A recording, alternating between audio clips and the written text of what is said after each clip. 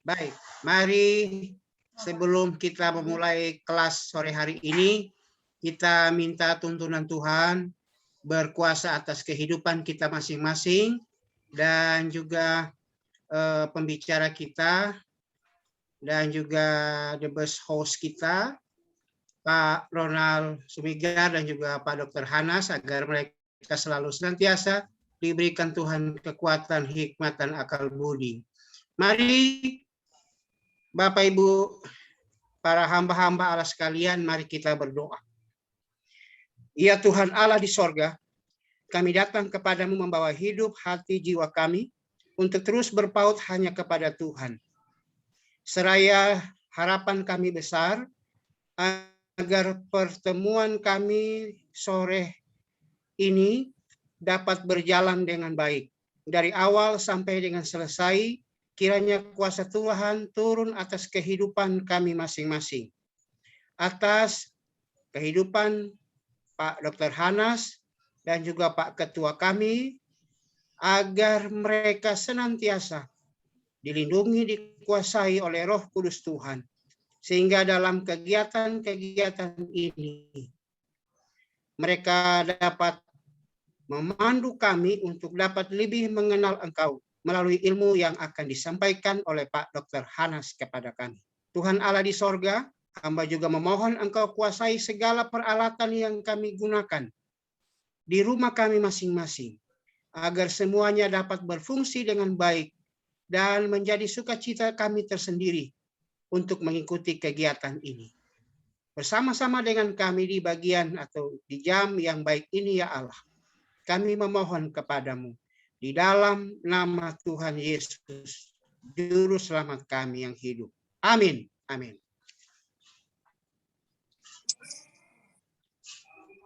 Ya, shalom ya. Langsung ya. Ya, thank you. Shalom buat kita semuanya, Bapak Ibu yang diberkati Tuhan Yesus Kristus. Bersyukur kepada Allah untuk semua kebaikan, kemurahan, dan cintanya. Welcome buat kita semua dari berbagai denominasi, dari berbagai STT dan tempat. Terima kasih kepada Ketua Sekolah Tinggi Teologi Bahtera Josia Selangwan, Bapak Pendeta Ronald Sumigar, yang sudah memfasilitasi sehingga kegiatan webinar ini bisa kita ikuti bersama-sama. Nah, kita masih di dalam seri terkait dengan Harvest Theology for Church Grow.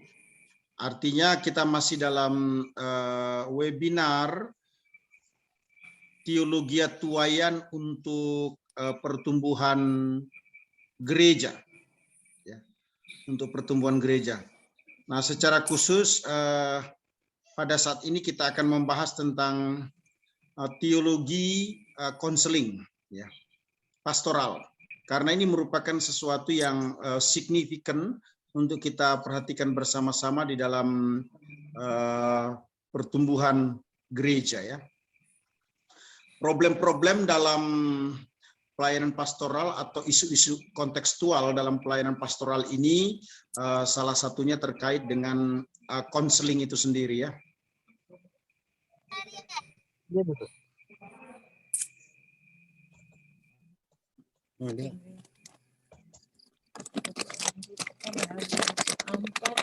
Ya.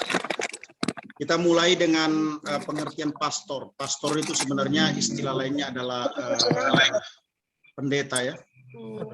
Nah, pastor adalah pendeta jemaat yang harus memimpin ibadah jemaat, pelayanan sakramen, peneguhan dan pemberkatan nikah, ya. Juga kadangkala melakukan yang namanya katekisasi, pemimpin dari berbagai badan gerejawi mungkin saja dilakukan oleh pendeta juga, ya. Nah, beberapa hal yang menyangkut dirinya atau jabatannya atau pengetahuan, keterampilan, tugas, dan spiritualitasnya sebagai pastor itu harus bersumber dari Kristus sebagai pastor ataupun juga sebagai hamba Tuhan, sebagai pelayan, sebagai gembala yang agung, ya. Kita lihat sekarang identitas pastor. Seperti apa sih identitas pastor itu sebenarnya?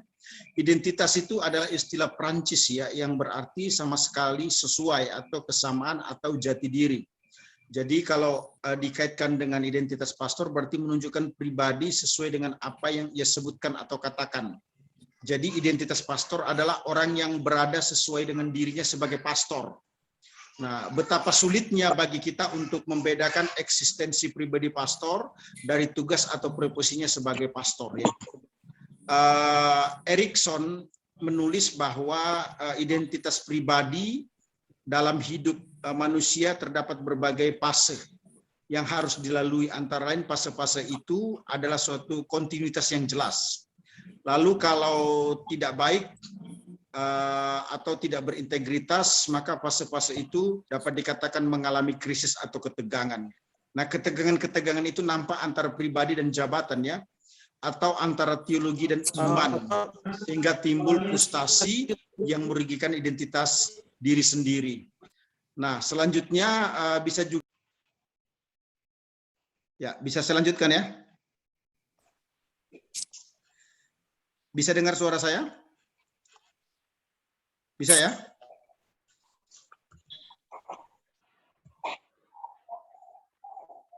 Oke. Nah, ada ketegangan-ketegangan yang terjadi di dalam kehidupan seorang pastor karena tugas dan jabatan atau fungsinya yang begitu berat ya. Nah, ini harus dipahami dengan baik. Nah, itu sebabnya seorang pastor ya harus terus-menerus saling mendorong dengan sesama pelayan ataupun juga dalam keluarganya untuk memberikan penguatan dalam melaksanakan. Pastor dipahami atau dimengerti sebagai minister of the word of the God.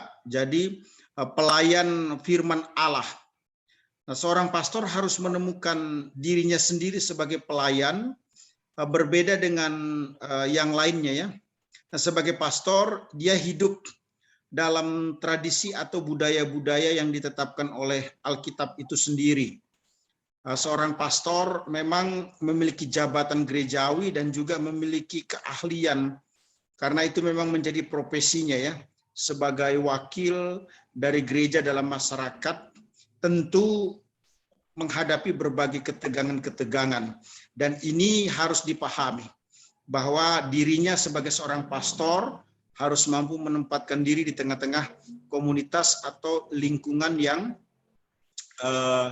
dia sedang layani. Ini menjadi sesuatu yang sangat penting ya. Iya.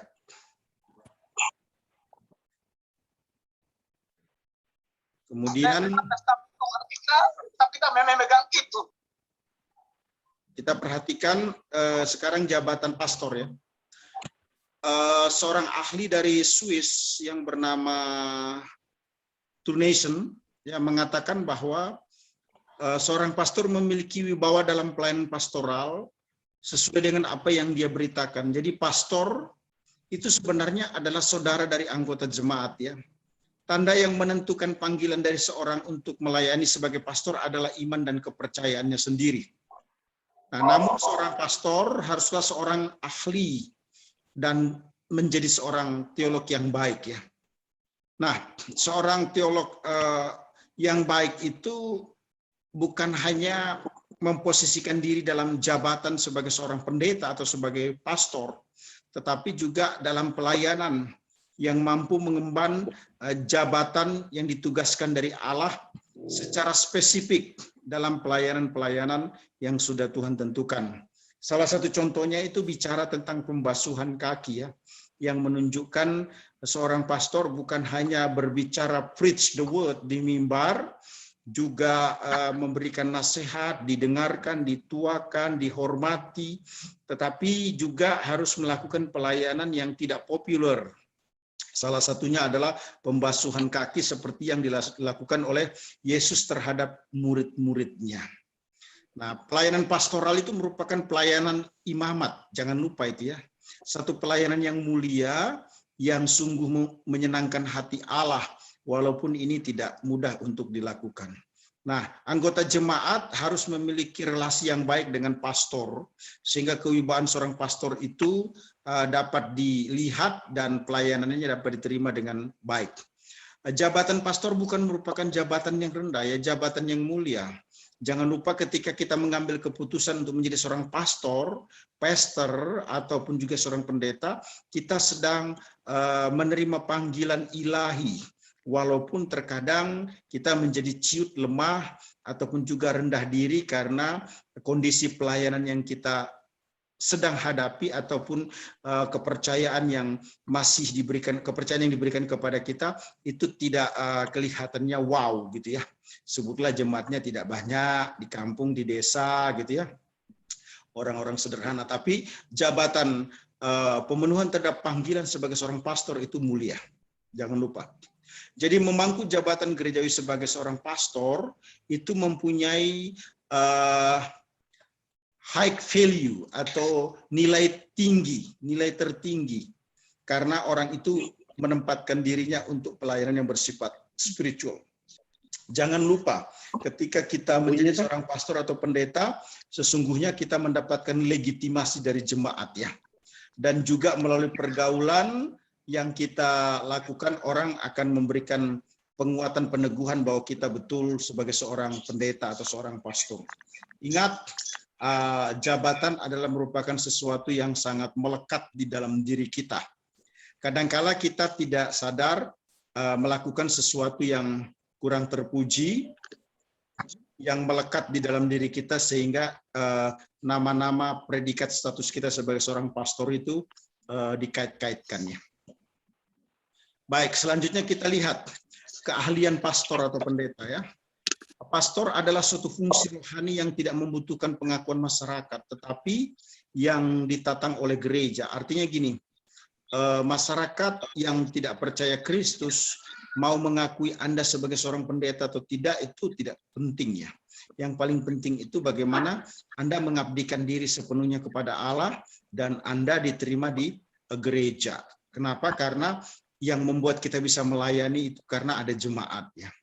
Nah, berhubungan dengan pekerjaan yang banyak di berbagai bidang, dibutuhkan kemampuan atau persiapan studi yang matang ya untuk pelayanan ke depan, baik terkait dengan teologi praktika ataupun juga hal-hal yang bersifat sekuler, yang bersifat praktis itu ya.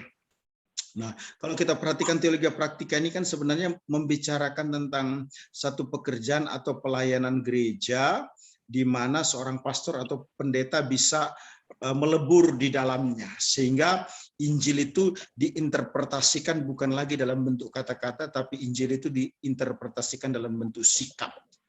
Nah, ini menarik untuk kita perhatikan secara bersama-sama. Kita percaya bahwa firman yang kita pelajari bersama-sama, apakah di STT ataupun juga di tempat yang lainnya, itu akan sangat membantu kita untuk melihat bagaimana kondisi sekitar jemaat yang sedang kita hadapi. Di zaman now ini seorang pendeta atau seorang pastor memang sudah harus tidak lagi dengan model ataupun gaya yang dulu. Mengapa? Karena permasalahan di tengah-tengah umat itu begitu kompleks ya. Kalau dulu, maaf kata, seorang pendeta ya memang pekerjaannya hanya ngurusin soal khotbah, soal pernikahan, soal konseling, ataupun juga hal-hal yang selalu terkait dengan spiritualitas. Tapi di zaman now ini jemaat itu atau umat mengalami masalah yang begitu complicated, yang begitu kompleks. Nah, itu sebabnya seorang pendeta memang sudah harus out of the box. Seorang pendeta memang sudah harus berpikir tidak hanya bekerja berkarir atau berkarya di 4 tembok, artinya di ruangan di mana hal-hal yang bersifat spiritual saja yang dia pahami. Nah, sadar atau tidak, kita harus memberikan dukungan terhadap umat ataupun juga orang-orang tertentu yang mau bergerak di Seven Mountain yang pernah saya jelaskan di masa lalu. Misalnya itu terkait dengan keagamaan, terkait dengan entertain, terkait dengan healthy, kesehatan, terkait dengan education, terkait dengan media, dan lain sebagainya. Enggak apa-apa. Kenapa? Kita harus memberikan pemahaman atau peluang untuk hal tersebut. Saya kaget sekali satu ketika pelayanan di New Hampshire, di Amerika, di satu tempat di mana senior saya ada di situ. Salah satu tokoh Kristen di Indonesia ini bertanya kepada senior saya ini, bolehkah saya menjadi seorang politisi? Rata-rata pendeta ditanya ketika ditanya oleh jemaat ini yang tidak perlu saya sebutkan namanya, tetapi orang Kristen yang sangat populer ya di Indonesia. Nah, rata-rata dapat dikatakan itu 90% pendeta yang ditanya, bolehkah saya terlibat dalam politik? Jawabannya semua, jangan, tidak boleh. Nah, tapi teman saya yang senior ini berkata, kalau memang itu panggilanmu di mana Kristus bisa dipermuliakan dalam dunia politik, why not? Justru dalam kesempatan itulah dia mengambil keputusan untuk menjadi seorang politisi. Ini penting buat kita. Artinya seorang pastor tidak hanya lagi berpikir soal hal yang bersifat spiritual ya. Mungkin tidak terlibat langsung di luar pelayanan penggembalaan, tetapi dia berkontribusi. Itu penting.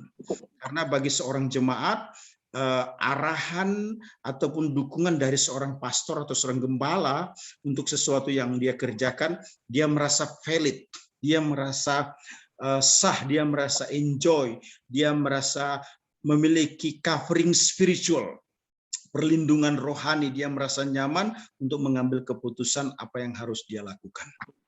Jadi kalau boleh saya katakan, memang the first job, pekerjaan utama dari seorang pastor harus memiliki keahlian di dalam jemaat.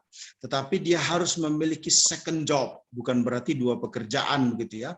Yang saya maksudkan second job di sini adalah kemampuan lain. Sebutlah mayornya adalah penggembalaan secara spiritual, minornya itu yang lainnya. Nah, pastor atau pendeta yang demikian akan sangat membantu umat Allah. Kenapa? Karena umat Allah sekarang selalu berpikir bahwa seorang pastor adalah tempat untuk mengadu, seorang pastor adalah tempat untuk berbicara, seorang pastor adalah tempat untuk menyampaikan keluhan hidup, apa yang harus dialami. Nah, di belakangan ini masalah yang dihadapi dalam pelayanan pastoral itu bukan lagi soal bahasa roh, misalnya soal bahasa roh ataupun juga hal-hal yang lainnya. Itu betul memang mungkin jadi salah satu contoh. Tetapi masih ada banyak lagi masalah-masalah lain yang terkait dengan kehidupan sehari-hari di mana seorang pastor atau pendeta tidak bisa tutup mata. Oke, yang keempat kita bicara tentang spiritualitas pastor ya. Pelayanan pastor sangat intensif terjalin pada dimensi kerohanian. Nah, karena itu pastor harus terus-menerus memperhatikan spiritualitasnya sendiri. Pastor harus memelihara dan meneruskan rahasia keselamatan dalam Yesus Kristus kepada semua orang. Ia menjadi actus traditionis. Dia menghayati anggota jemaat sebagai wakil dari suatu tradisi yang impresif, yaitu adanya kesaksian tentang Yesus dari Nazaret. Pastor harus belajar mengenal Yesus karena hanya murid yang dapat diutus sebagai pastor. Rasul Paulus mengatakan dalam Filipi 3 ayat 10 ya, ini yang kukehendaki yaitu mengenal Dia dan kuasa kebangkitannya dan persekutuannya dan penderitaannya. Jadi spiritualitas pastor bukan hanya terlihat pada kemampuannya berorasi ataupun juga dalam berkata-kata menyampaikan firman atau memberikan pandangan. Spiritualitas pastor juga harus sampai pada kerelaan untuk menghadapi berbagai kesusahan, tekanan atau kesulitan di dalam kehidupannya. Kenapa?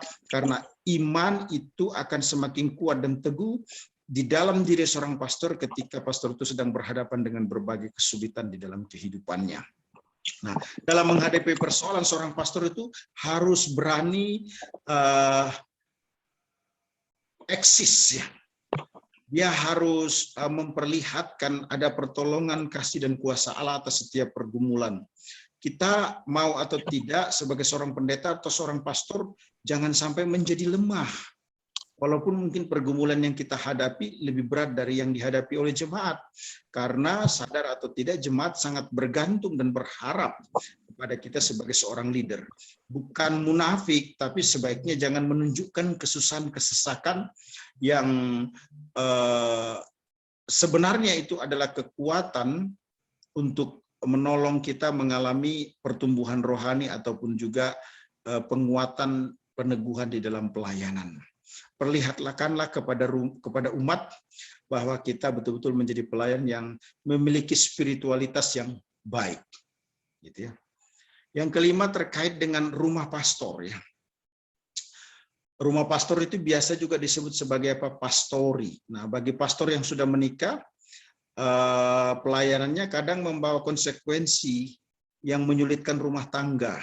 Sebab pastori juga bisa berfungsi sebagai rumah jemaat dan tempat pelarian bagi orang yang mempunyai persoalan. Kecuali untuk gereja-gereja tertentu ya, yang namanya pastori itu rumah untuk gembala saja. Rumah untuk pendeta saja, tapi jangan lupa di beberapa gereja yang lain yang disebut pastori itu juga bisa digunakan oleh jemaat. Dengan kata lain bahwa pastori itu apa? Tempat pelarian pengungsian bagi jemaat yang mengalami masalah kesesakan, kesulitan. Nah, di masa pandemik ini ya bisa dikatakan rumah pastor juga bisa dijadikan tempat isolasi mandiri ya. Dan catatan sudah mengalami persetujuan dari gereja lokal.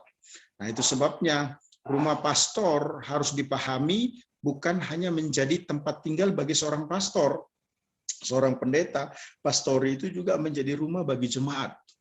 Jangan pernah menjadikan pastori sebagai tempat eksklusif hanya bagi pendeta, istri, dan anak-anaknya. Semestinya rumah seorang pastor bisa dikunjungi, bisa dijadikan tempat untuk bersekutu bersama, bisa dijadikan tempat untuk fellowship, bisa dijadikan, maaf kata, tentu dalam batasan-batasan tertentu, bisa dijadikan rumah kedua setelah gereja. Ya. Setelah orang beribadah di gereja, dia mungkin ingin melakukan fellowship, persekutuan atau hubungan yang lebih dekat dengan saudara seiman, ataupun juga ingin membangun trust yang tinggi kepada pendetanya, makanya dia datang ke pastori maksud saya. Nah, sekarang kita lihat gembala sidang sebagai pelayan pastoral. Ya. Kita mulai dengan panggilan gembala sidang. Panggilan yang diterima oleh seseorang untuk menjadi gembala sidang adalah panggilan yang unik ya. Keunikannya terletak pada sifatnya yang tidak membeda-bedakan orang. Jadi salah satu kekuatan gembala itu siapa saja diterima. Tidak boleh menolak orang. Apapun jenis masalahnya, dari manapun dia, ya dapat dikatakan siapapun orangnya yang datang dalam gereja untuk dilayani, dia harus mendapatkan pelayanan itu dengan baik. Menjadi miss atau keliru ketika dalam pelayanan penggembalaan ini, kita memulai memilah. Ada pepatah berkata, domba yang bulunya lebat, susunya banyak. Wah, itu semestinya tidak dilakukan ya, karena Yesus datang untuk mencari dan menyelamatkan semua orang berdosa tanpa terkecuali, tanpa memperhatikan status sosial secara duniawi ya. Jadi panggilan pastor adalah panggilan yang tidak pernah membeda-bedakan semua orang. Dengan kata lain, dia memberikan pelayanan kepada semua orang dengan cara yang sama, dengan penuh tanggung jawab ya, sebagai bentuk dedikasi atau pemenuhan panggilannya dalam pelayanan. Nah, dalam dunia sekuler tentu bertentangan ya. Seorang pemimpin itu hanya memilah orang-orang yang produktif, yang berpengaruh, yang harus menjadi prioritas. Apakah itu di bank ataupun juga di pemerintahan.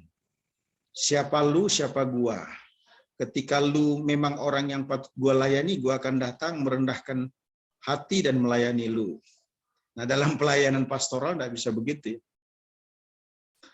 Walaupun mungkin ada orang yang diharapkan atau mengharapkan, maksudnya ada orang yang mengharapkan pelayanan yang lebih karena dia memiliki posisi jabatan atau kedudukan tertinggi, tetapi jangan lupa pelayanan harus terus tetap diberikan tanpa memilah-milah atau membeda-bedakan ya. Nah, perhatikan panggilan yang Tuhan sudah taruh di dalam kehidupan kita, yang membuat kita terus bergerak ya, yang membuat kita terus maju dan tidak pernah menyerah, melakukan pelayanan secara konsisten sebagai seorang gembala. Jangan lupa pelayanan kita yang sama kepada semua orang itu akan menjadi kekuatan. Karena orang akan menceritakan, membicarakan, mendiskusikan tentang diri kita yang kita sendiri tidak tahu. Ya, artinya apa? Orang-orang akan berkata dia itu luar biasa loh sebagai seorang gembala, tidak membeda-bedakan. Dia betul-betul melihat penggembalaan adalah merupakan calling atau panggilan bagi dirinya. Sehingga semua orang dilayani dengan cara yang sama, dengan metode yang sama, dengan kualitas yang sama. Kenapa? Karena dia memang seorang gembala yang dipanggil oleh Allah. Ya, selanjutnya kita lihat arti panggilan gembala sidang. Apa sih artinya sebenarnya? Seorang gembala sidang berarti dipanggil untuk melakukan pekerjaan yang berat, tidak mudah ya. Gembala harus siap mengerjakan tugas yang sebelumnya tidak pernah dikerjakannya. Kalau kita perhatikan Daud, dia harus melakukan pekerjaan-pekerjaan yang berisiko. Bisa dicek dalam 1 Samuel 17 ayat 34 sampai dengan 36. Nah, untuk seorang yang dipanggil harus orang yang berjiwa pemimpin atau menguasai diri. Bukan berarti ingin memerintah, tetapi dia menjadi pemimpin di tengah, menjadi penguat, menjadi pemimpin di depan, menjadi penguat di tengah, menjadi pendorong dari belakang. Itu seorang pastor ya. Dan dalam setiap saat dia menempatkan dirinya untuk mampu menguasai diri. Problem terbesar di dalam pelayanan penggembalaan itu adalah seorang pastor dalam kapasitas yang besar, sangat disayangkan, kadangkala penguasaan dirinya kurang. Mungkin karena jabatan atau posisinya yang dia pegang itu begitu tinggi. Nah, dalam perspektif teologi pastoral, pemimpin itu berarti merendahkan diri. Ya, ini salah satu unsur yang membedakan teologi pastoral dengan ilmu disiplin yang lainnya. Ya. Kerendahan hati dibentuk oleh pengorbanan yang tidak digembar-gemborkan. Ya. Sampai akhirnya seseorang dipanggil dan Tuhan berkata, dan dia berkata, bahwa Yesus harus semakin bertambah, aku harus semakin berkurang. Yohanes 3:16 ya. Itu arti daripada panggilan. Nah, orang yang dipanggil Allah juga berarti bahwa orang tersebut harus tegas sehingga dia mampu menjadi teladannya. Nah, ketika seorang gembala mempunyai dimensi hubungan yang vertikal dan horizontal yang baik kepada Allah dan sesama, maka dia akan selalu bertanggung jawab ya, dan dia akan selalu belajar untuk memenuhi panggilannya sebagai seorang pastor atau sebagai seorang gembala. Nah, tanggung jawab itu ditunjukkan dengan sikap yang tegas. Menyatakan yang benar, apa yang benar, menyatakan yang salah, apa yang salah. Nah, pemimpin ataupun sebagai seorang pastor itu memberi inspirasi bagi orang lain untuk memiliki sikap yang sama. Makanya kenapa kita kadangkala itu yang dilihat sebagai seorang pendeta atau pastor selalu lemahnya. Jarang yang baiknya. Mengapa? Karena yang baik itu jarang diceritakan. Selalu kita ini dituntut menjadi lebih perfect. Artinya kita harus menyadari bersama-sama bahwa kalau yang baik itu belum menjadi kredit poin yang tinggi untuk mengcover hal yang kurang, apalagi kalau yang kurang itu menonjol, itu akan menjadi sangat berbahaya. Nah, perlu dipahami bersama-sama dalam pelayanan pastoral ini, kadangkala jemaat itu di depan kita itu oke ya, senyum, jabatan tangan, mau cerita panjang lebar. Ya. Tetapi dia cerita kita di belakang kita. Kenapa? Karena ada ketidakpuasan yang terlihat dari kehidupan kita. Itu sebabnya saya mengatakan, kita sebagai seorang pastor atau seorang pendeta nih, berbuat baik belum tentu diperhitungkan, berbuat salah sangat digembor-gemborkan. Tapi kita tidak bisa give up, kita tidak bisa menyerah, kita tidak bisa berpaling meninggalkan panggilan ini, karena ini merupakan sesuatu yang sangat istimewa, yang Tuhan taruh di dalam hati kita sebagai umat Allah ataupun orang-orang yang dipanggil dan memenuhi panggilan sebagai seorang gembala atau seorang pastor. Ya, kita lihat status gembala sidang dalam pekerjaan atau panggilan ya. Nah, ada standar keberhasilan yang lebih bersifat spiritual ya, untuk melihat pelayanan. Belum di mute mengganggu Pak. Gimana ininya? Kuningan. Oh, baik. Di apartemen ya. Ya, Banyak sih, jadi Pak. Kadang-kadang kita kalau sudah bagus apa, kadang nama itu. Soalnya ada yang namanya panos. minta tolong di Ya. unmute dulu, di Dulu mute kasih dulu. mana? Dulu soalnya Kasih timur kali. dimatikan. Iya. Coba host coba di mute. Oke deh, good. Apa sih ini saya mute siapa sih Pak? Kenapa? Sekali lagi.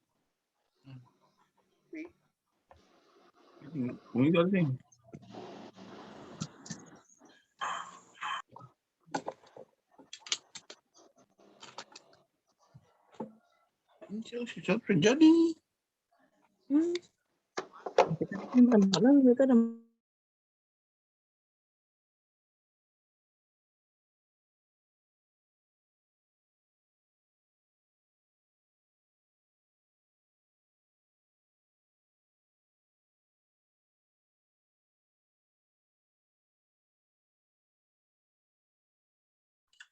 Pak, suaranya dibuka, Pak. Suaranya dibuka, Pak Suaranya. Ya, thank you. Saya mengingatkan kepada jemaat atau kepada majelis yang maaf ya tidak semua tapi kadangkala merasa lebih berotoritas, merasa lebih berwibawa dalam pelayanan pastoral ya. Sehingga pendeta atau pastor itu dinilai rendah, maaf kata. Apalagi yang full time gitu ya. Kami kan jemaat dan majelis itu memberikan kamu payroll ataupun lebih yang tinggi. Sehingga kamu harus mengerjakan yang kami perintahkan atau lakukan. Nah betul kita harus menghargai, menghormati payroll, gaji atau sebutlah lebih yang diberikan oleh jemaat melalui majelis atau pimpinan di local church. Tapi jangan lupa bahwa saya juga menyampaikan yang harus kita perhatikan semua bahwa ketika seseorang mengambil keputusan untuk mendedikasikan hidupnya menjadi gembala atau pastor, itu sama sekali bukan karena dia disqualified. Artinya tidak berguna, tidak terpakai lagi. Orang pengangguran hopeless no job. Bukan begitu ya. Saya merasa keliru kalau pemahaman itu harus dikembangkan. Kita harus stop dengan pengertian yang salah itu ya.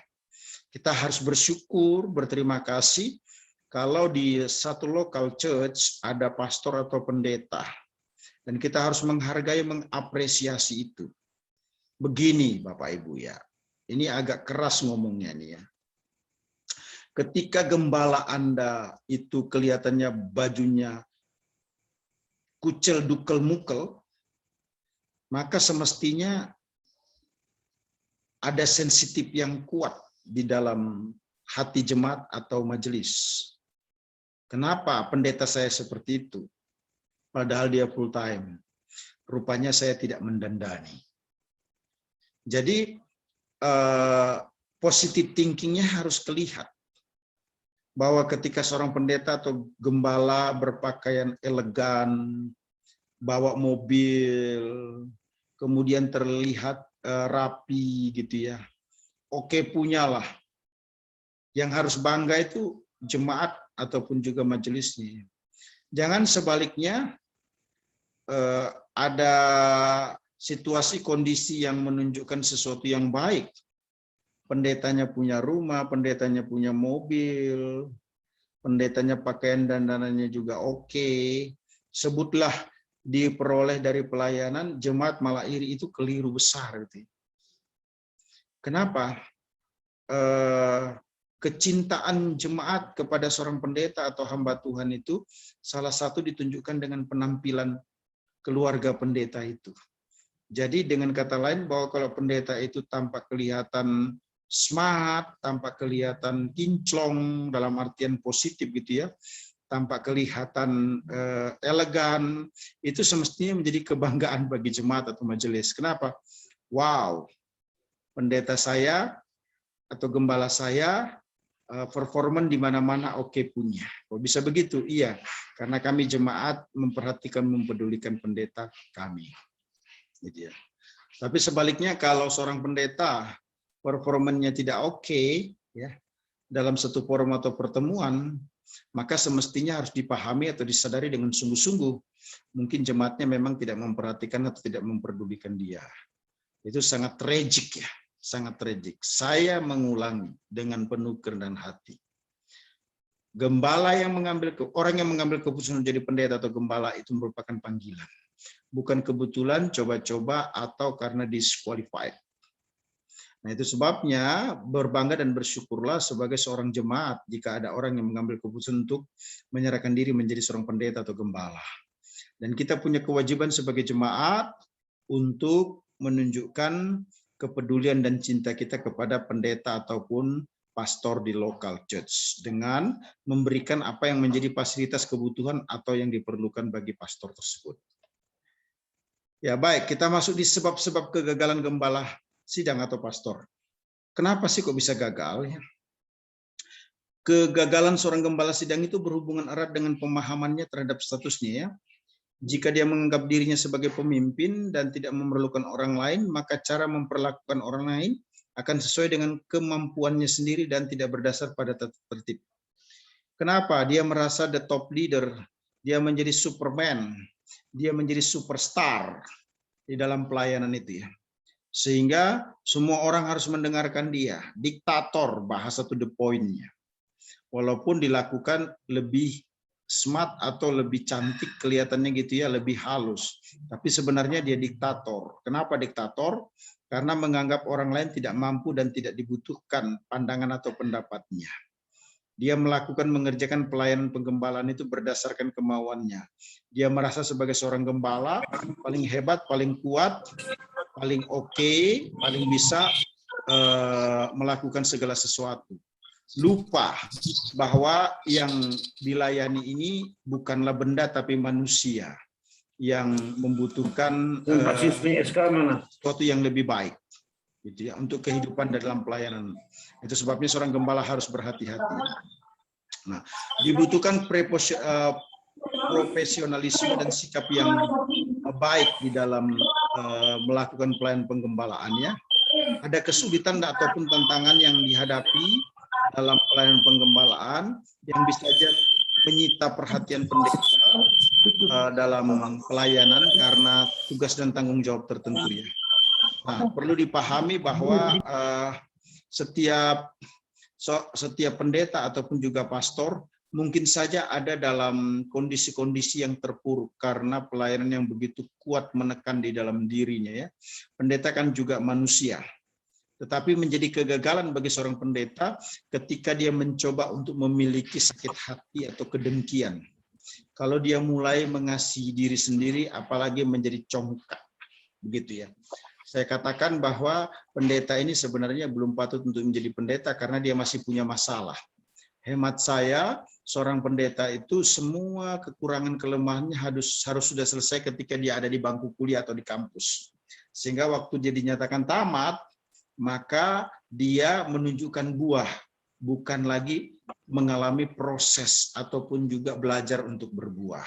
Walaupun buahnya mungkin tidak baik banget ya, tetapi setidak-tidaknya dia mampu menampilkan satu kehidupan yang patut diteladani. Ingat, belajar hidup baik itu bukan setelah tamat dari STT, tapi belajar hidup baik itu waktu ada di STT. Ketika orang keluar dari STT, maka dia harus menampilkan kehidupan yang baik. Nah, itu sebabnya kenapa gembala sidang itu bisa gagal di dalam pelayanan, ditolak jemaat, ataupun juga dicibirkan oleh jemaat, karena kurang matang dalam proses penyelesaian studi. Ini penting buat kita sebagai gembala ya. Ya, hindari kemungkinan-kemungkinan yang memberikan reaksi negatif terhadap apa yang dilakukan umat, walaupun umat menyerang kita secara negatif, kata-kata kah, perbuatan kah, sikap kah, dan lain sebagainya. Mengapa? Karena kita harus mampu memenangkan itu. Itu semua berpotensi untuk menggagalkan kita di dalam pelayanan penggembalaan. Oke, kita masuk di syarat-syarat pengetahuan yang harus ada pada gembala sidang. Kira-kira apa sih? Nah, gembala sidang pertama harus memiliki pengetahuan mengenai dirinya sendiri ya. Itu penting. Dia harus kenal dirinya, siapa dirinya.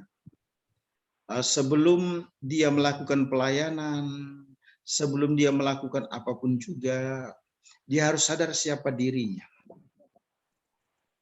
Dia harus memiliki pengetahuan tentang dirinya sendiri untuk segala kekurangan dan kelemahannya. Nobody perfect, it's okay. Ya, memang tidak ada pribadi yang sempurna, tetapi penampilan hidup dari seorang gembala atau pastor itu menjadi nilai jual yang tinggi untuk bisa diterima oleh umat. Nah, itu sebabnya lagi-lagi penguasaan diri dan tindakan yang bijaksana itu sangat penting sekali ditunjukkan dalam pelayanan penggembalaan. Nah, saya satu ketika melayani di Jawa Barat ya. Karena saya memiliki pekerjaan primer selain sebagai seorang gembala, saya gembala weekend ya. Ya datang nanti hari Jumat, pulang hari Minggu malam karena Senin pagi harus kerja lagi dengan kesibukan yang begitu luar biasa.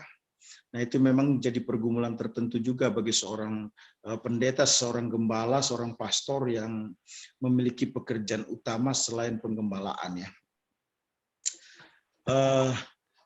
Saya tidak memikirkan lagi soal keharmonisan di dalam kehidupan berjemaat yang sedang mengalami konflik.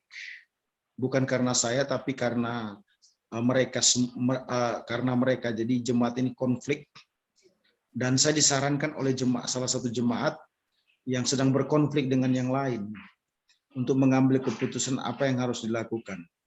Nah, yang saya pikirkan itu secara rasio, saya harus mengambil keputusan untuk menyatakan sesuatu sebagai penyelesaian ataupun jalan keluar dengan tidak memperhatikan ada kepentingan keharmonisan yang harus dijaga di antara dua kubu yang berlawanan itu. Nah, akhirnya apa, saudara-saudara? Saya memang mengambil keputusan yang tegas dan menurut saya itu benar.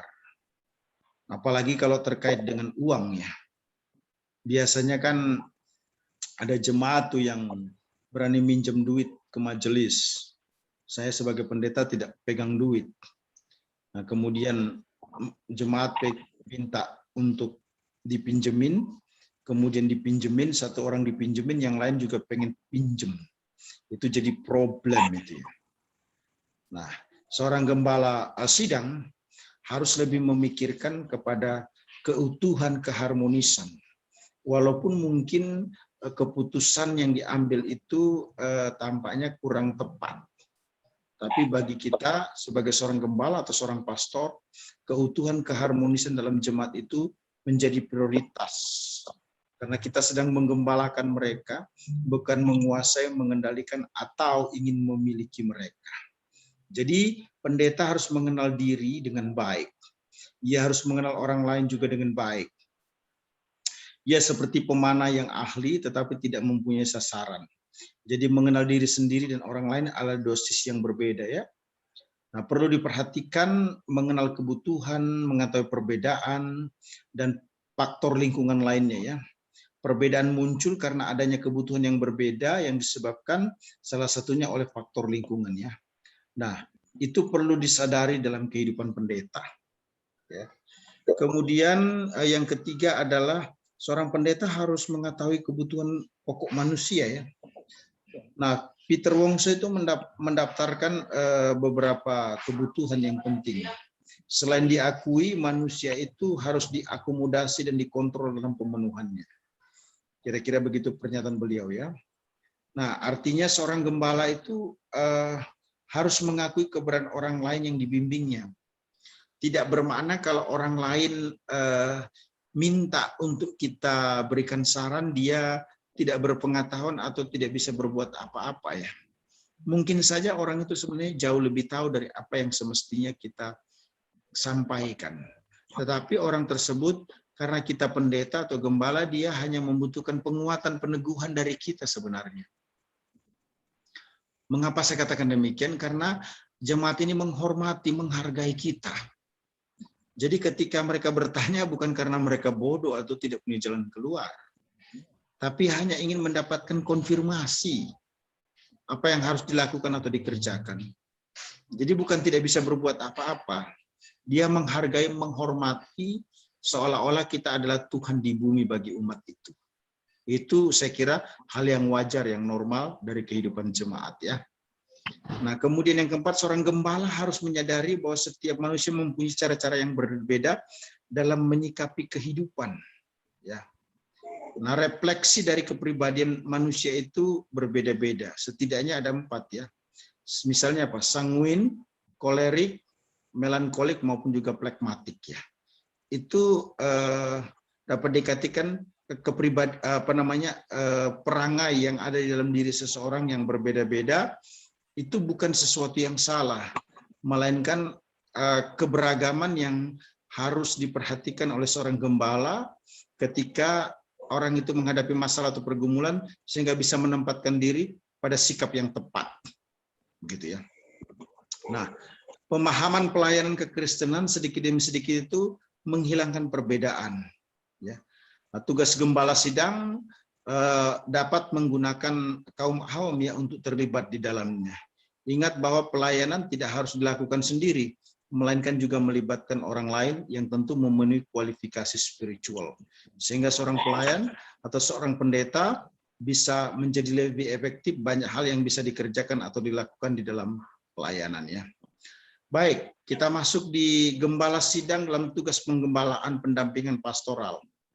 Nah, ini penting untuk diperhatikan bahwa seorang pelayan itu melakukan perkunjungan pastoral. Sadar atau tidak, banyak sekali jemaat yang menginginkan atau mengharapkan kita sebagai pelayan itu untuk datang melakukan kunjungan pastoral. Domba-domba itu sebenarnya menunggu. Domba-domba itu sangat menginginkan, mengharapkan, dan menjadi senang ketika kita sebagai seorang gembala datang berkunjung. Kecuali ada orang-orang tertentu yang private sekali kehidupannya, yang dimana kita tidak diizinkan. Oke lah, kalau ingin berkunjung mungkin telepon dulu atau lain sebagainya, sehingga orang yang dikunjungi juga merasa lebih enjoy, merasa lebih siap untuk perkunjungan ya. Tapi jangan lupa ya, bahwa jemaat itu pada umumnya sangat senang untuk dikunjungi oleh gembala atau pastornya. Kenapa? Karena dia merasa nyaman, dia merasa dimiliki, dan merasa memiliki gembala itu. Nah, ini penting, bahwa jemaat di local church harus merasa memiliki gembala dan harus merasa dimiliki gembala, sehingga pelayanan pastoral ini bisa berjalan dengan baik. Nah, ada pendeta atau pastor yang selalu berpikir demikian. Dalam 1 tahun, saya harus mengunjungi semua jemaat yang saya layani. Timbul pertanyaan, bagaimana kalau jemaatnya banyak? Ya, dia memberikan waktu untuk hal tersebut. Atau dia membuat schedule dan melakukan konfirmasi kepada jemaat. Dia akan datang ke satu tempat di jemaat itu pada tanggal sekian untuk melakukan kunjungan, untuk bisa membangun fellowship atau hubungan yang lebih kuat. Nah, ini penting untuk kita perhatikan ya. Ingat, seorang gembala pelayanannya bukan hanya di mimbar, tapi dia harus datang berkunjung ke rumah ya. Mungkin juga ke rumah sakit ataupun ke sekolah, ke tempat di mana ada orang yang bisa dilayani. Tapi setidaknya dia minimal dalam 1 tahun 1 kali melakukan kunjungan ke rumah jemaat ya. Kedua, memperdulikan jiwa-jiwa ya. Ini penting, kepedulian pada jiwa-jiwa itu merupakan inti sebenarnya dari seluruh tugas gembala ya. Peduli pada jiwa seorang gembala yang peduli kepada kehidupan jemaat ya. Gembala sidang itu berusaha langsung untuk menjadi bagian daripada kehidupan jemaat itu ya. Gembala menyediakan waktu untuk membantu menolong kehidupan jemaat yang mengalami kesulitan, memberikan informasi atau mengkoneksikan dengan hal-hal yang terkait, apakah itu terkait dengan kesehatan, terkait dengan bisnis, terkait dengan masalah rumah tangga dan sebagainya. Jadi seorang pendeta atau gembala tidak hanya berbicara pandai di mimbar, tetapi juga dia harus memperhatikan jiwa-jiwa yang dilayani itu. Artinya ada kepedulian, ya, ada perhatian yang luar biasa yang diberikan kepada jemaat yang dilayani ya.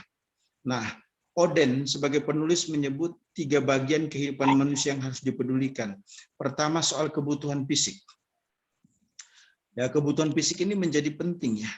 Misalnya ya kebutuhan makan minum, ya, kebutuhan tempat tinggal, ya, kebutuhan hal-hal yang terkait dengan kehidupan fisik lah. Yang kedua, dia katakan terkait dengan kebutuhan moral. Nah, kebutuhan ini bersifat sukarela ya. Dalam pelayanan penggembalaan, jemaat itu harus memiliki sensitif yang tinggi terhadap hal-hal yang terkait dengan moral. Keputusan-keputusan moral juga harus terlihat di dalam kepemimpinan kita sebagai seorang pendeta atau sebagai seorang gembala ya. Nah, yang sangat berat itu adalah ketika kita memiliki cacat dalam pelayanan penggembalaan. Mungkin bukan kita yang melakukan, tetapi keluarga kita, suami kita, istri kita, atau anak kita, tapi itu terkait dengan diri kita. Kenapa bisa begitu? Iya, karena itu dihubungkan dengan diri kita. Jadi bahasanya begini, kita dicurigai aja itu sudah kalah, apalagi terbukti. Langsung disqualified. Itu sebabnya kehati-hatian ini merupakan hal yang sangat penting untuk kehidupan kita ya. Ketiga adalah kebutuhan spiritual. Nah, kebutuhan spiritual ini artinya kehidupan yang mendekatkan diri kepada Allah, membuat orang itu bisa dekat-dekat kepada Tuhan. Jadi ada 3 hal menurut Oden untuk bisa caring kepada jiwa-jiwa sebagai tugas tanggung jawab pastor ya. Yang pertama memenuhi kebutuhan fisik umat, kedua memenuhi kebutuhan moral umat, ketiga memenuhi kebutuhan spiritual umat. Selanjutnya bagian ketiga dari tugas penggembalaan adalah memahami masalah teodisi atau keadilan dalam pelayanan pastoral dalam penggembalaan ya. Nah, gembala sidang harus meyakinkan bahwa penderitaan tidak membuat orang itu tidak merasakan Allah. Justru penderitaan itu bekerja bagi orang tersebut untuk memberikan pertolongan. Jadi kita harus menyampaikan kepada umat bahwa kehidupan yang suci, yang kudus itu tidak bermakna akan membuat kita bebas dari masalah. Bukan berarti Allah tidak adil kepada orang yang takut akan Dia ketika orang itu mengalami musibah atau masalah, tidak. Tetapi kita harus ingatkan kepada umat bahwa Allah selalu adil.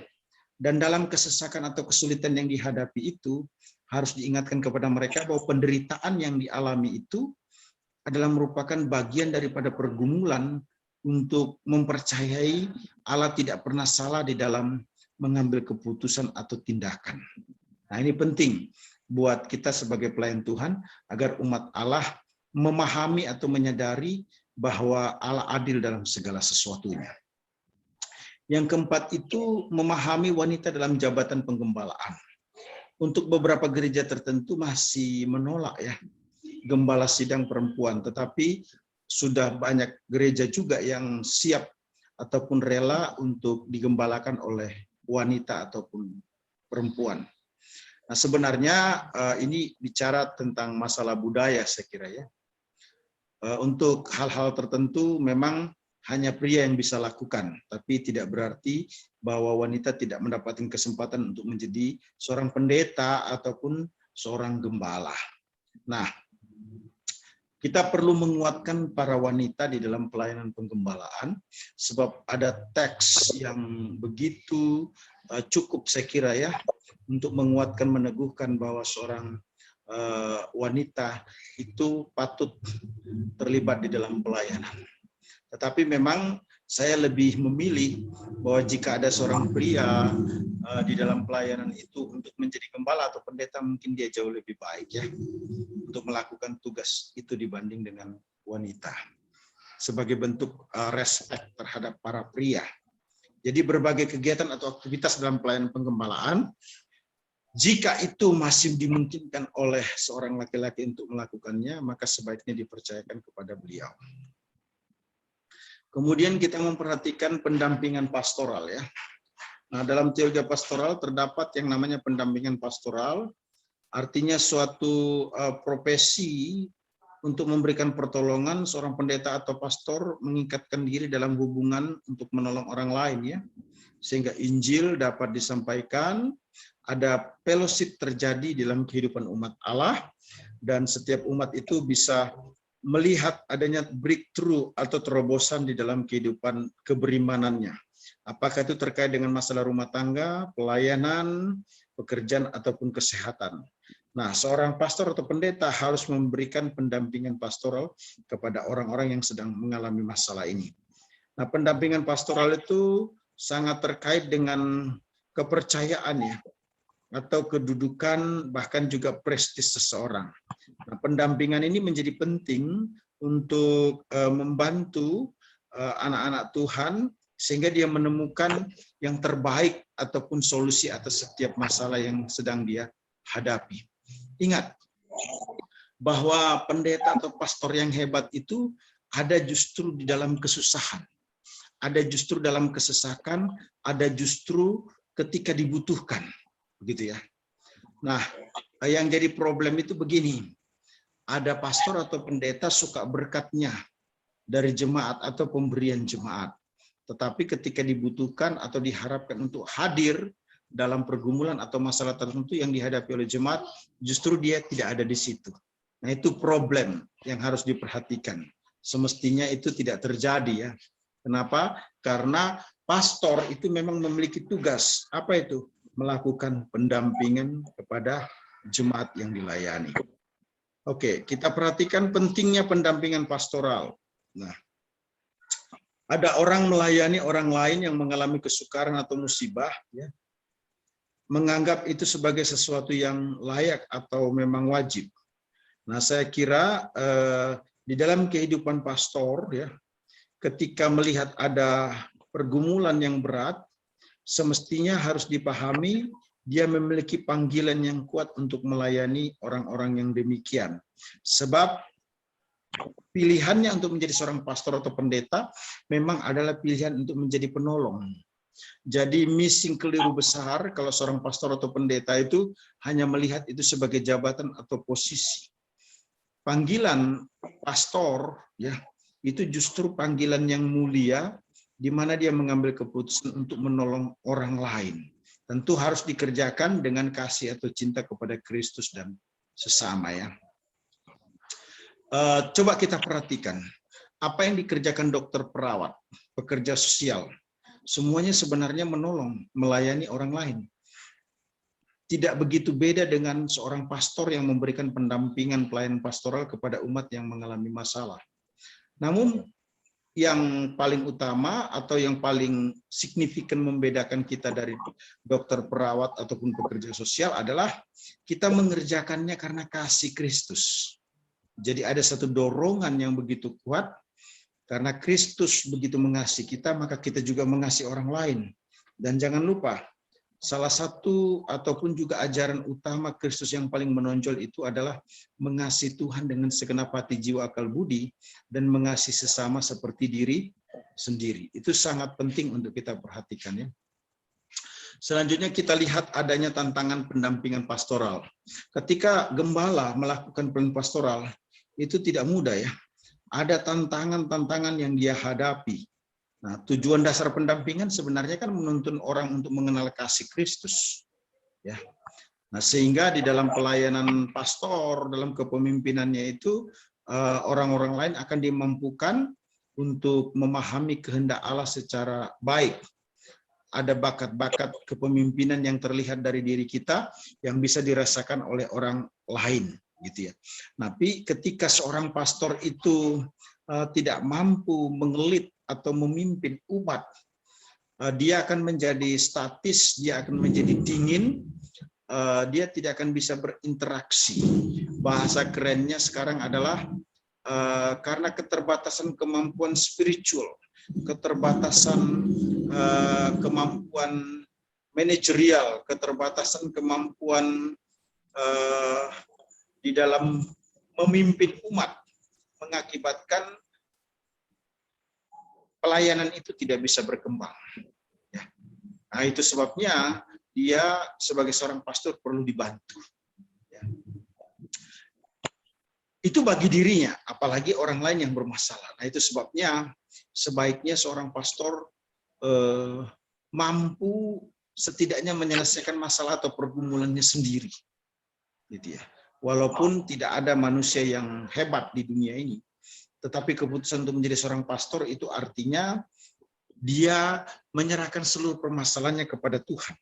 Sementara dalam pelayanan pastoral, dia yakin bahwa dia bisa mampu melakukan pelayanan pendampingan. Ya memang berat ya. Saya melihat langsung di lapangan, ketika seorang pastor punya masalah di dalam keluarga, apakah anaknya atau istrinya ya, kemudian ada jemaat yang bermasalah dengan case yang sama. Mau ngomong, memberikan nasihat itu rasanya tidak patut, tidak layak. Kenapa? Karena dirinya bermasalah ataupun menghadapi case yang sama. Tapi yang saya mau sampaikan, tidak bermakna kita berhenti untuk menjadi pastor atau gembala atau pendeta hanya karena masalah yang demikian. Mengapa saudara-saudara? Selama ataupun segala yang terjadi dalam keluarga kita, itu bukan bersumber utama dari kita yang mengakibatkan jadi batu sandungan. Saya tidak berkata oke. Tetapi itu masih bisa ditoleransi. Karena dalam ilmu konseling, kita ketahui bahwa terjadinya masalah dalam rumah tangga itu tidak bisa disebabkan oleh satu pihak. Harus ditujukan atau dinyatakan bahwa yang bermasalah itu adalah kedua pihak. Prosentasinya apakah pada si A atau si B itu next. Tapi yang pasti satu masalah dalam pelayanan sehingga ada konseling itu perlu dipahami bersama-sama bahwa terciptanya masalah itu karena kedua pihak sedang bermasalah. Nah, sebagai pelayan yang memberikan pendampingan kepada orang yang sedang bermasalah, perlu dipahami memang sangat baik kalau kita tidak bermasalah dengan masalah yang sama terhadap yang apa dialami oleh jemaat. Nah, itu sebabnya mungkin legowo juga ya, kalau seorang pendeta itu berani melakukan breakthrough dengan cara meminta orang lain untuk membantu dia di dalam pelayanan pastoral itu ya. Nah, tantangan pendampingan pelayanan pastoral ini, pendekatan sosiologis atas profesi setidaknya ada 3 ya. Pendekatan dengan ciri-ciri yang pertama itu ya. Kemudian pendekatan fungsional, pendekatan pergulatan. Apa yang dimaksudkan dengan pendekatan ciri-ciri? Nah, ada ciri khas yang menjadi identitas dari suatu profesi. Misalnya itu sekumpulan pengetahuan dan keahlian yang terkait yang membutuhkan periode pendidikan dan latihan yang sama.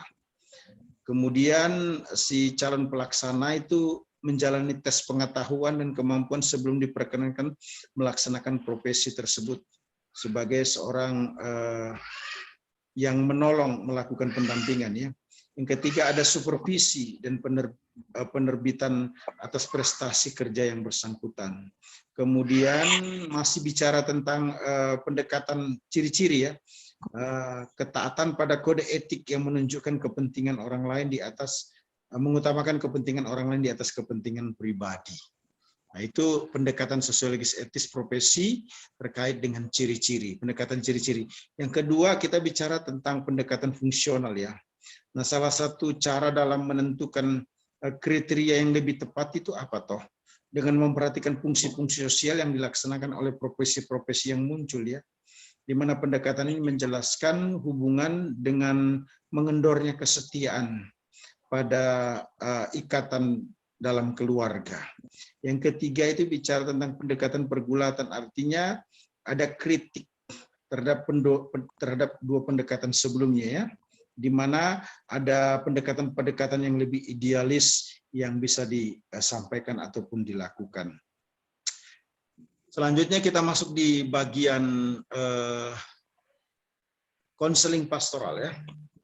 Apa sih yang dimaksudkan dengan konseling pastoral ya?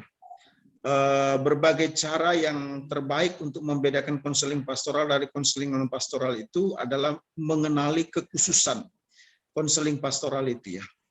Nah, ini tidak berarti bahwa konseling pastoral itu secara total berbeda dengan konseling secara umum, tetapi perlu dikenali bahwa ada bidang keahlian tersendiri dari konseling pastoral yang tidak ada dalam konseling non pastoral ya.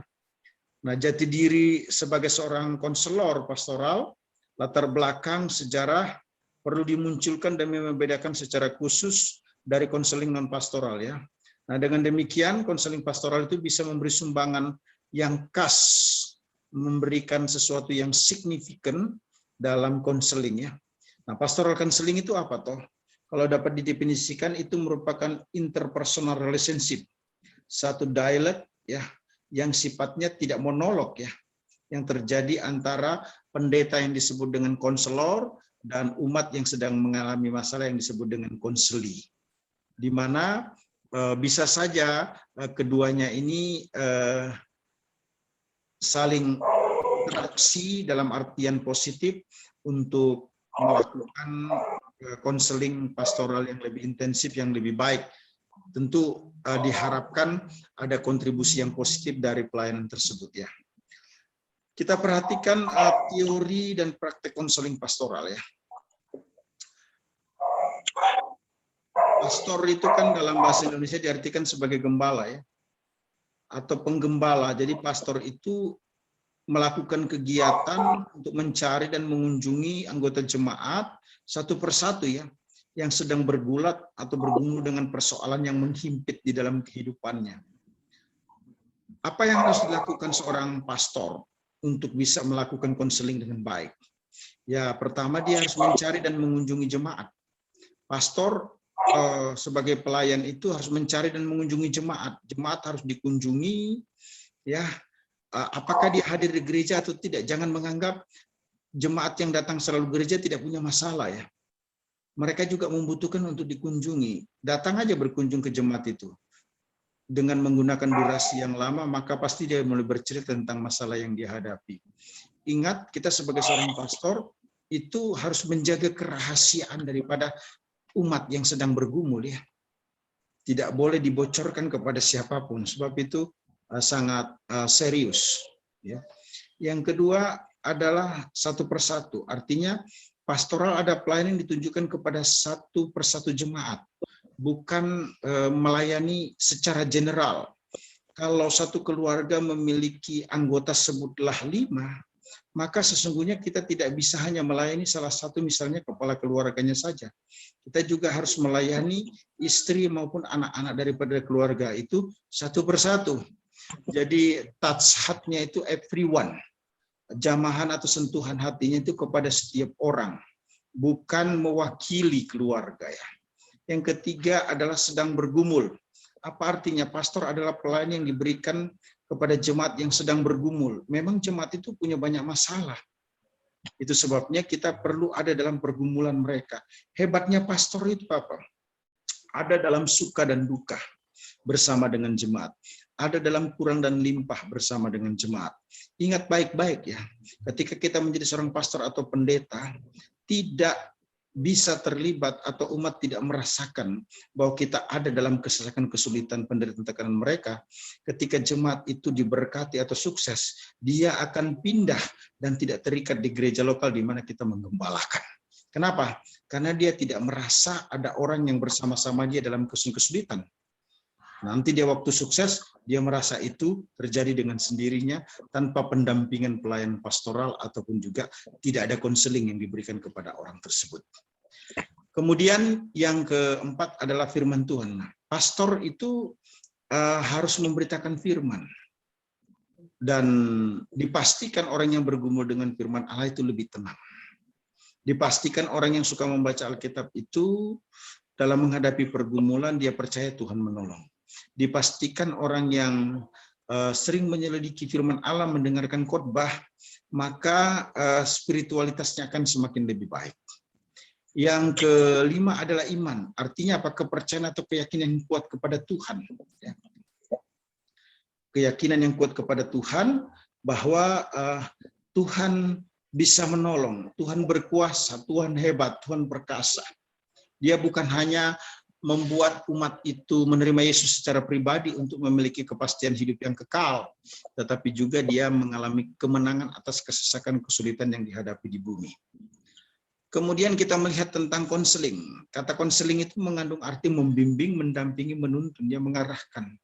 Karena itu konseling adalah pelayanan yang menolong jemaat yang dapat dilakukan dalam bentuk komunikasi. Nah, itu sebabnya dalam pelayanan konseling ini prinsipnya adalah menolong.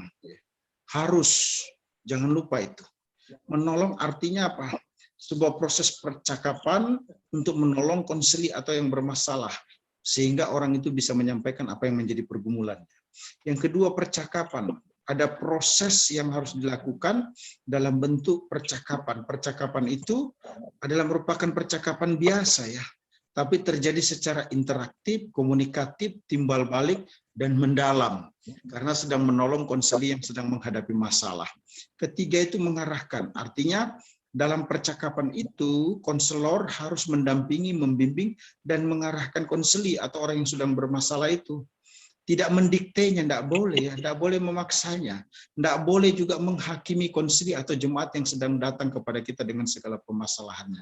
Kenapa? Ini masih dalam konteks pelayanan konseling. Itu penting sekali ya. Kemudian yang keempat itu adalah perubahan sikap perilaku ya.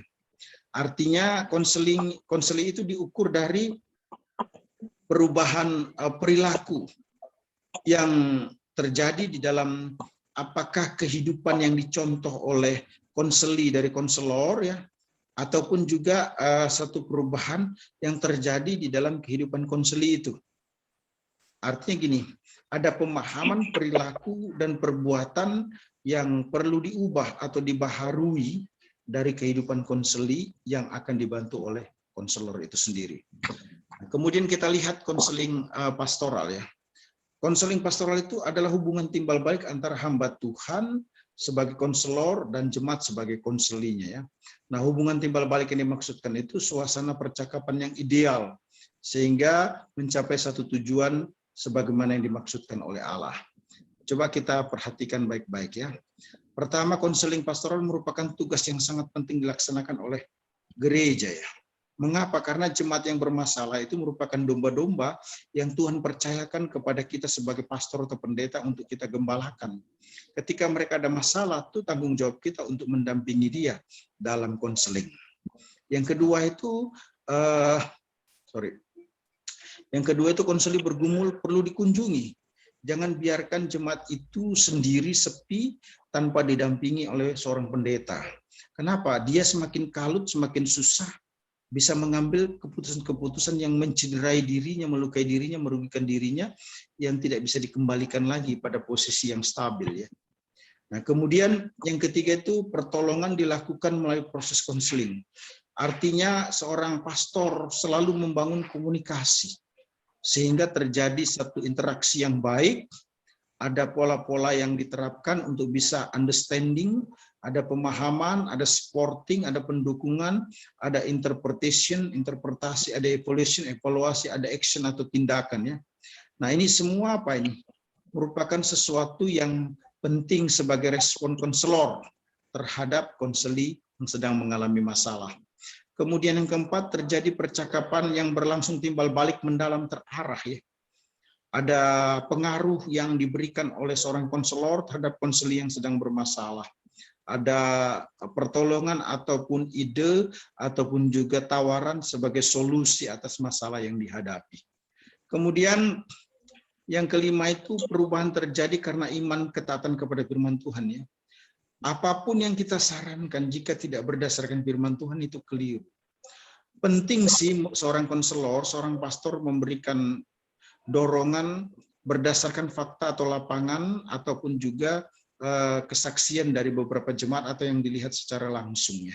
Tetapi jangan lupa bahwa firman Allah itu sifatnya final. Tidak semua kasus yang sama bisa diselesaikan dengan cara yang sama. Tapi kita yakin bahwa firman Allah sangat membantu, menolong, sehingga setiap konseli itu terbantu atas pergumulan yang dihadapinya. Dan ini merupakan tanggung jawab seorang pendeta atau seorang pastor ya. Baik, kita bicara soal konselor.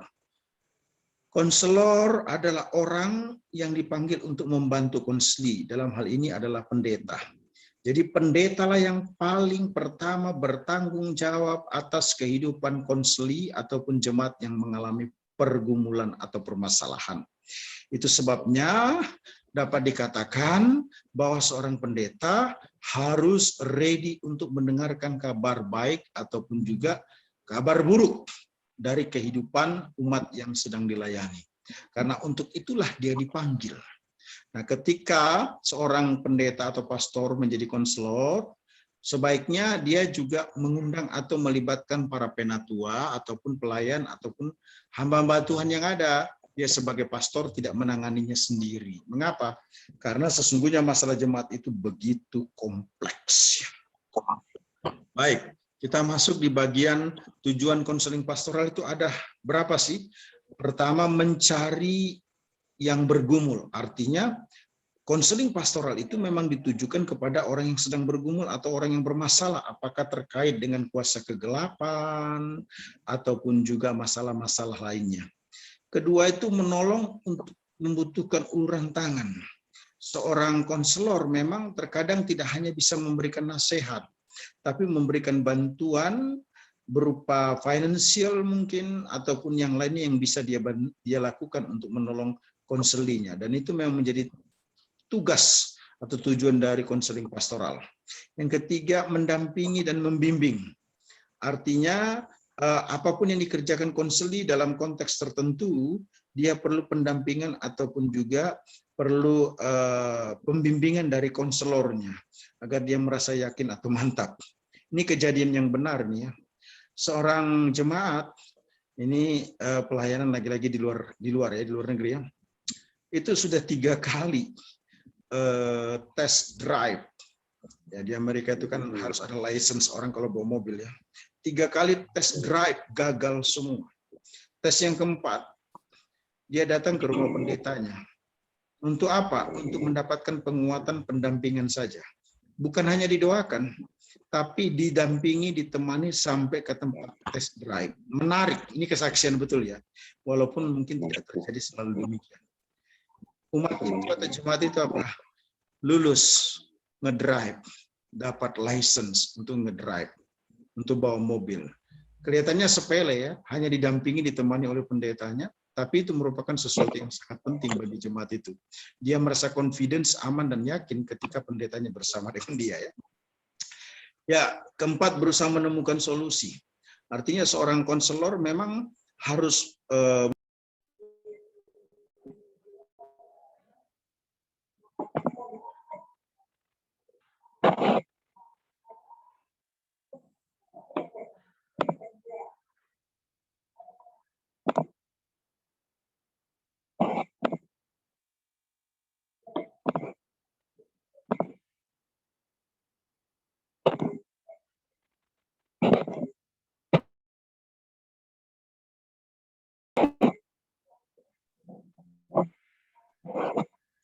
Suara kurang jelas.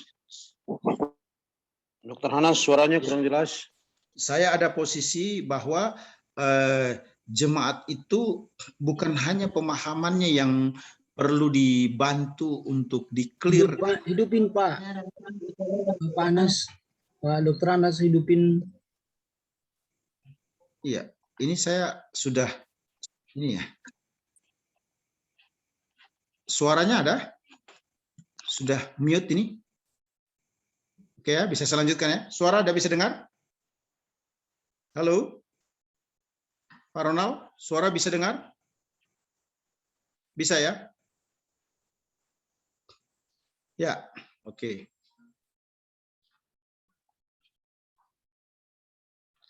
Ya, suara sudah bisa didengar ya? Ada pelajaran lagi terkait dengan Kurang jelas Pak.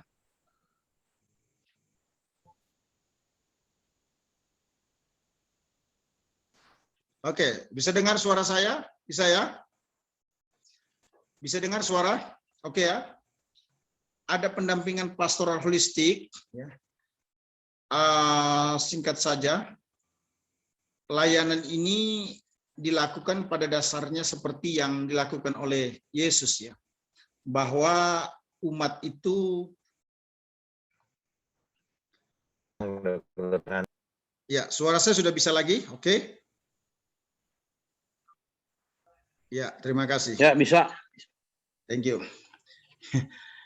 Masalah internet ini ya.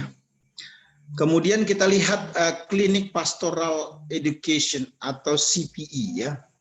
Ada sejarahnya. Klinik pastoral itu suatu metode pendidikan pastoral yang mengembangkan kepribadian dan pertumbuhan profesional dalam pelayanan ya. Kemudian apa sih tujuan dari CPE ini?